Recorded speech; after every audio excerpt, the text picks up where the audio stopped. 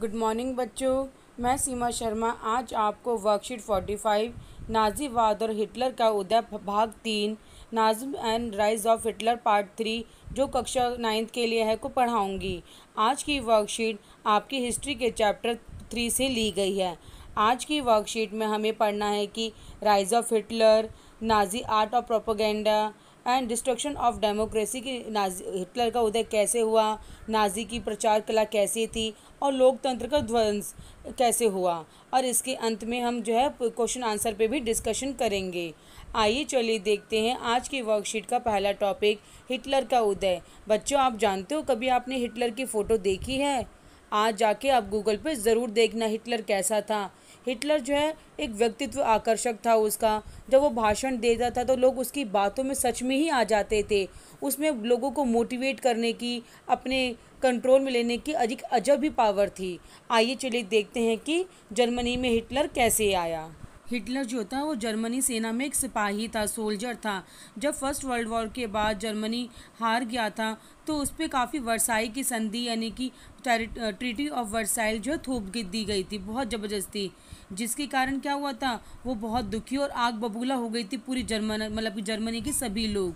तो 1919 में यानी 1919 में उसने जर्मन वर्कर्स पार्टी की सदस्यता ली, यानी वो जर्मन वर्कर्स पार्टी का सदस्य बन गया। कौन? हिटलर, जिसे बाद में नेशनल सोशलिस्ट पार्टी का नाम दिया गया। इसी को नाज़ी पार्टी के नाम से भी जाना जाता है। यानी कि जो हिटलर था वो पहले कौन सी पार्टी का मेंबर बना? वो national socialist German workers party का मेंबर बना और बाद में जिसे कौन सी पार्टी का नाम दिया गया? नाज़ी पार्टी का नाम दिया गया। अब जर्मनी में इकोनॉमिक क्राइसिस होने लगी। Polity and society form the background to Hitler rise to power. और हिटलर की वापसी आने का रास्ता क्या था? अर्थव्यवस्था बहुत ज़्यादा डाउन हो चुकी थी, राजनीतिक में कोई नेता नहीं था, समाज में लोगों के विचार बिल्कुल बदल चुके थे। तो हिटलर को यही रास्ता लगा कि अब वो पॉलिटिक्स में आ सकता है। और पूरी जर्मनी में महामंदी फैल गई थी, जिसके कारण क्या होता है, नाज़ीवाद ने क्या एक जन आंदोलन का रूप ले लिया था। और 1929 में सभी बैंक दिवालिया हो चुके थे, सारे फैक्ट्रीज जो थी, उद्योग धंधे थे, सब बंद होते जा रहे थे, मजदूर जो अनएम्प्लॉयमेंट हो गए थे। तो इसलिए मिडिल क्लास जो लोग थे उनकी लाचारी, भुखमरी बहुत ज़्यादा हो गई थी। तो सब लोगों को क्या सामने नज़र आ रहा था कि उनका बेटर फ्यूचर किस में है? कौन सा प्रोपेगेंडा था? वो नाज़ी प्रोपेगेंडा था। एक तरीके से नाज़ी प्रचार ही, नाज़ी पार्टी ही जो थी वो लोगों को बेहतर भविष्य की तरह दिखाई दे रही थी एक तरीके से।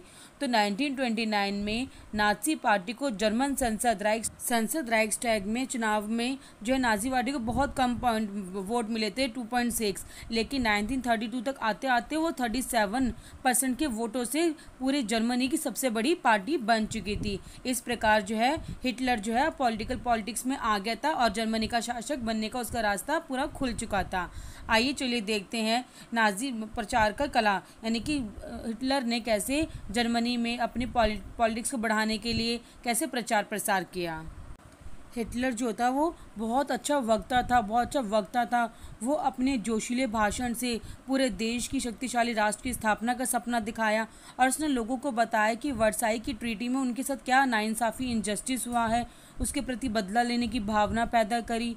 जर्मन समाज को खोई प्रतिष्ठा वापस दिलाने का वादा किया और जो अनएम्प्लॉयमेंट लोग थे उनको एम्प्लॉयमेंट दिलाने का वादा किया और यहाँ तक कि यूथ को एक सुरक्षित फ्यूचर दिलाने का आश्वासन दिया। इस प्रकार उसने लोगों की सिर्फ प्रॉब्लम्स थी उसी पे मेन फोकस किया ताकि लोग उसके सपोर्ट में आ जाएं। हिटलर ने राजनीति की एक नई शैली रची थी, अलग तरीका रचा था। वह लोगों को इकट्ठा करने के लिए आडंबर, प्रदर्शन की अहमियत को समझता था कि लोगों को कैसे इकट्ठा किया जाए, लोगों का सपोर्ट कैसे प्राप्त किया जाए, उनमें कैसे एक यूनिटी दिखाई जाए, जिसके लिए उसने बहुत बड़ी बड़ी रैलियाँ की, जगह जगह सभाएँ की। यहाँ तक कि उसके लिए स्वास्तिक छपे लाल झंडे, नाज़ी सैल्यूट और भाषणों के बाद बहुत ज़्यादा गड़गड़ाहट वाली तालियां बजाई गई, जिससे पता चलता था कि उसकी शक्ति बहुत ज़्यादा है और लोगों ने उसका पूरा सपोर्ट किया। यहाँ तक कि नाज़ियों ने अपने धुआंधार प्रचार के लिए हिटलर को एक मसीहा के रूप में रक्षक के रूप में, एक अवतारी के रूप में पेश किया गया, जिसके कारण लोग जो है अब उसके बिल्कुल सपोर्ट में आ चुके थे, कोई भी उसके खिलाफ नहीं था। इस प्रकार जो है उसकी जो नाजी आर्ट जो प्रोपेगेंडा था कि कैसे लोगों को प्रचार किया जाए, कैसे उनके प्रॉब्लम से फोकस किया जाए ताकि लोग उसके बिल्कुल सपोर्ट में आ गए, यही उसकी क्वालिटी भी थी। आइए चलिए देखते हैं कैसे हिटलर ने पूरी जर्मनी पे कंट्रोल कर दिया और कैसे डेमोक्रेसी यानी लोकतंत्र को ध्वंस कर दिया। 30 जनवरी 1933 को राष्ट्रपति हिडेनबर्ग ने हिटलर को मंत्रिमंडल का यानी कि जो भी उनकी काउंसिल ऑफ मिनिस्टर थी उसका हेड बना दिया, चांसलर बना दिया गया था।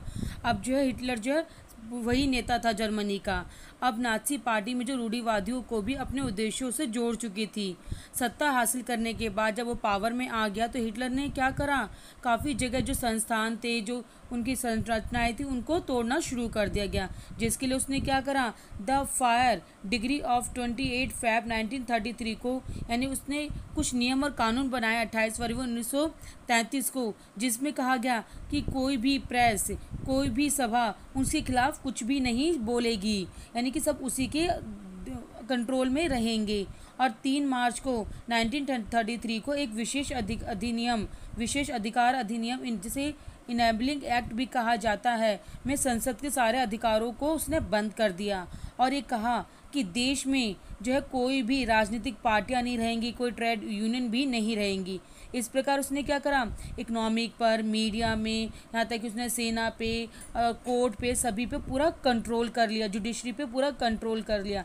इस प्रकार उसने लोगों की जो सिविक राइट थे उनको भी त्याग दिया, कहा कि सब लोग जो है नाज़ी पार्टी के कंट्रोल में ही रहेंगे। इस प्रकार जो है हिटलर ने पूरे देश में लोकतंत्र का ध्वंस कर दिया गया, डिस्ट्रक्शन कर दिया गया।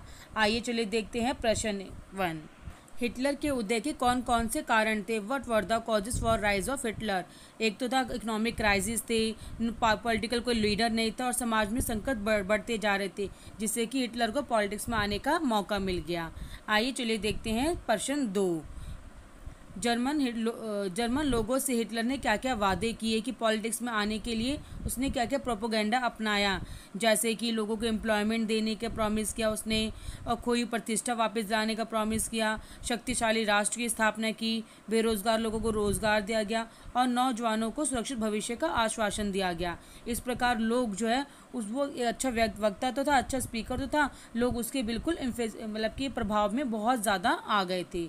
आइए चलिए देखते हैं प्रश्न 3। पूरे देश में कंट्रोल करने के लिए हिटलर ने कौन कौन से कदम उठाए थे, इसके बारे में हमें देखना है। जैसे उसने पॉलिटिकल पार्टीज़ पे बैन लगा देता, मीडिया पे बैन लगा देता, सभी लोगों के सिविक राइट भी जो थे उनको मतलब कि डिस्ट्रॉय कर दिया था। उसने द फायर डिग्री जो थी 28 फैब को 1933 में उसे लागू कर दिया गया था। लोगों को बोलने की कोई परमिशन नहीं थी, ना इकट्ठा होने की कोई परमिशन नहीं थी। इस प्रकार उसने क्या करा था, पूरी कंट्री पे कंट्रोल कर लिया था। आइए चलिए देखते हैं इसके बाद 4th क्वेश्चन। क्या आप लोग भी कभी मीडिया से मतलब कि इन्फ्लुएंस होते हो? क्या मीडिया से जो आपकी टीवी न्यूज़ वगैरह दिखाए जाते हैं उससे प्रभावित होते हो? तो उसमें कोई एक एग्जाम्पल बताना है। जैसे हम लोग कई बार प्रभावित होते हैं, हम वस्तुओं के एडवर्टाइजमेंट देख के उनको खरीदना शुरू कर देते हैं और उनकी सुनी सुनी बातों को ही विश्वास कर लेते हैं। तो ये आपको ऐसे एग्जाम्पल देना है। बच्चों, अगर आपको मेरी वीडियो से समझ आया हो, अच्छी लगी हो, तो इसे लाइक और सब्सक्राइब ज़रूर करें और कमेंट बॉक्स में जाकर ज़रूर बताएं कि आपको वीडियो कैसी लगी और मुझे इसमें क्या क्या और अच्छा बदलाव करने चाहिए। Thank you.